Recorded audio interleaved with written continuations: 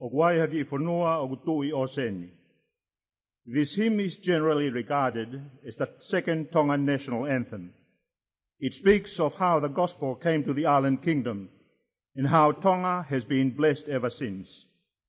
In any national celebration, this is the favorite of the people, regardless of what denomination they belong to. The genius of Dr. Moulton produced here for Tonga another gem of rare beauty.